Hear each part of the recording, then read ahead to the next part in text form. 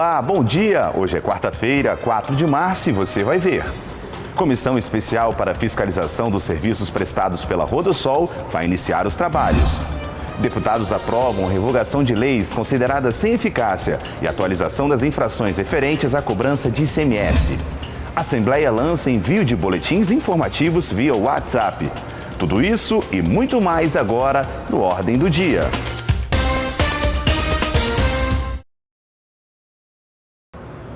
Agora são 8 horas e 30 minutos e a gente começa falando sobre o início dos trabalhos da comissão especial criada na Assembleia para fiscalizar os serviços prestados pela concessionária Rodosol.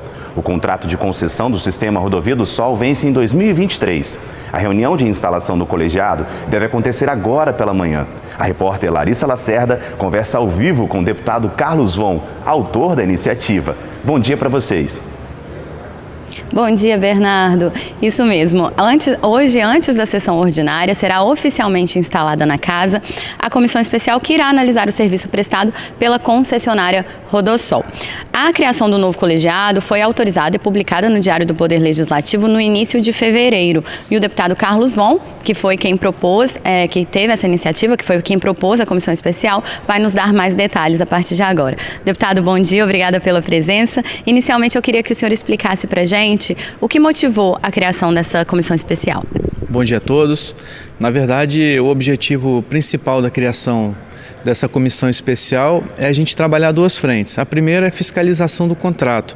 A gente quer entender melhor a questão da tarifa, por que a gente tem essa tarifa hoje, e para isso nós queremos chamar diversos atores aí envolvidos nesse processo, desde ex-governadores como o Max Mauro, por exemplo, passando pelo presidente da Rodosol, o presidente da ASP, o Tribunal de Contas, que fez um trabalho importante, o Ministério Público. Nós queremos juntar todos esses atores para que a gente possa entender melhor como que está o andamento desse contrato. E a segunda frente é a gente discutir o pós-contrato, como é que vai ser feito essa renovação dessa concessão, se o governo vai assumir, se vai passar para uma outra empresa. Então o objetivo principal é a gente trabalhar nessas duas frentes.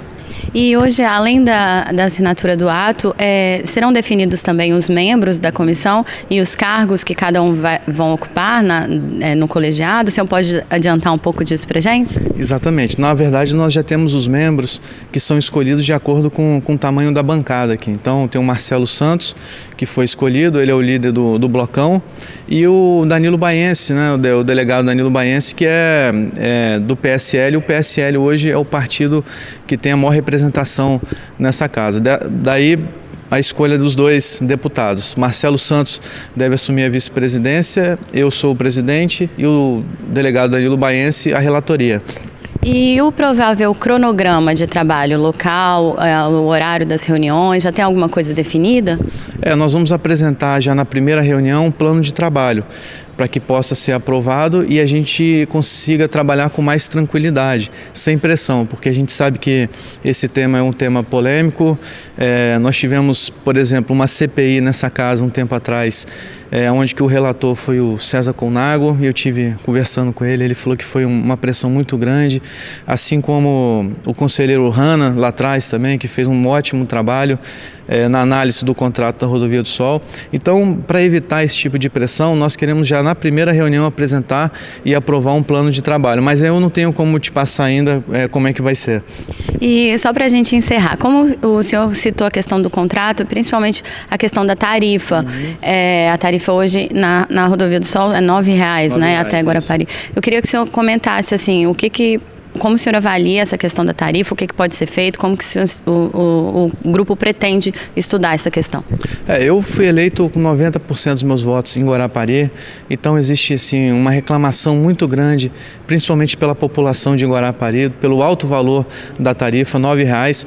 Só para exemplificar aqui e dar como um exemplo, em 2012 o valor da tarifa na ponte era de R$1,80, e o da Rodovia do Sol de Guarapari era de R$6,80. O de Guarapari foi para R$9 e o da Rodovia do Sol baixou para R$1,05. Então a gente precisa rever essa questão, principalmente da tarifa, para não causar um grande desequilíbrio. Ok, deputado, muito obrigado, eu agradeço as informações. Então o ato de instalação dessa comissão especial da Rodosol acontece daqui a pouquinho, antes da sessão ordinária. Bernardo, volto com você. Muito obrigado por suas informações, Larissa. Agradecemos também a presença do deputado Carlos Von. E nos trabalhos em plenário de ontem, foram aprovados projetos que tratam da revogação de leis ultrapassadas e também da atualização das infrações referentes à cobrança do ICMS, o Imposto sobre Circulação de Mercadorias e Serviços. E Patrícia Bravin acompanhou a sessão e tem mais detalhes. Nesta terça-feira, os deputados realizaram 2 sessões, uma ordinária e outra extraordinária. Foi aprovado o projeto de autoria do deputado Marcelo Santos, que revoga cerca de 1.000 leis criadas entre os anos de 1947 a 2018, que estavam sem eficácia. O levantamento das leis ultrapassadas foi realizado pelo projeto Revisa ALIS, criado para modernizar o ordenamento jurídico capixaba. E por falar em modernização de leis, foi aprovado também, em regime de urgência, projeto do governo que altera a legislação do ICMS para corrigir as penalidades tributárias, especialmente os valores de multas. Essa matéria promove uma adequação do sistema de tributos do Estado às jurisprudências sobre o tema. E no expediente da primeira sessão foi criada a Frente Parlamentar em Defesa da Saúde Mental, iniciativa do deputado Emílio Mameri. Nós sabemos que a saúde mental é muito importante e nós percebemos, através de análise de trabalhos publicados, um incremento das doenças mentais no mundo, no Brasil e no Espírito Santo. Então, em função disso, nós propomos essa frente parlamentar no intuito de trazer professores renomados, discutir esse tema de uma maneira profunda, junto com a Associação Capixaba de Psiquiatria, junto com outros serviços de psiquiatria no Estado, com o usuário presente, com diferentes profissionais, nós poderemos assim ter um conteúdo e propor algumas modificações no que está sendo feito.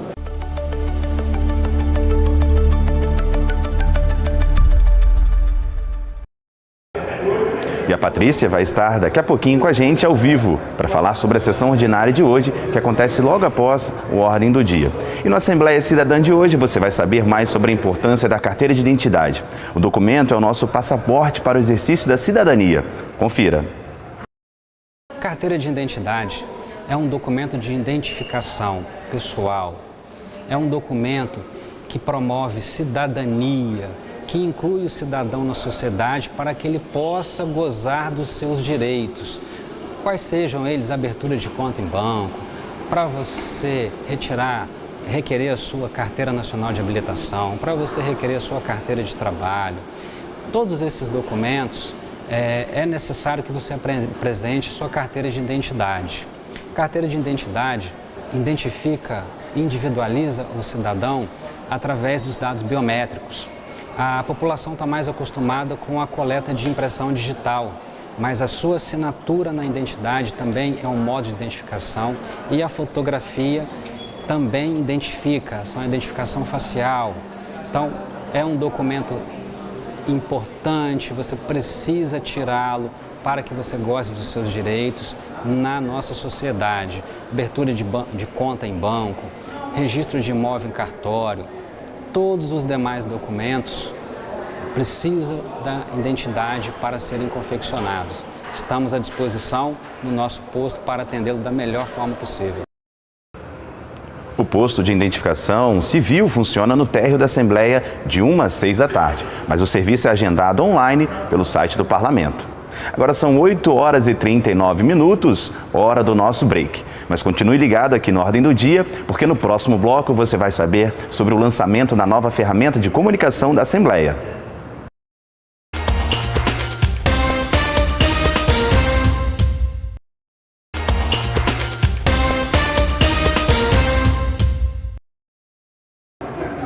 A Assembleia lança hoje boletins informativos pelo WhatsApp. O objetivo da nova ferramenta é manter o cidadão atualizado sobre as atividades do Parlamento. O boletim vai trazer notícias, serviços e informações sobre os novos produtos de comunicação da Casa. O serviço de informações via aplicativo de mensagens é uma nova ferramenta desenvolvida pela Secretaria de Comunicação Social, integrante do projeto SECOM 4.0. O objetivo é facilitar e democratizar o acesso dos cidadãos às informações e aos serviços da Assembleia Legislativa, além de informar sobre estreias e novos produtos do setor de comunicação da Casa. O boletim será enviado 2 vezes ao dia, no início da tarde e no fim do dia. E para ter acesso, basta acessar um link disponível no portal de notícias da Casa. Outra forma de ingresso é por meio de um convite enviado por pessoas que já fazem parte do grupo. Também poderá ser acessado o grupo por meio de um código QR Code que estará em cartazes afixados no prédio do Poder Legislativo. Lembrando que, apesar de aberto, o grupo não permitirá interações. Será exclusivamente para o envio dos boletins de notícias. Voltamos ao estúdio.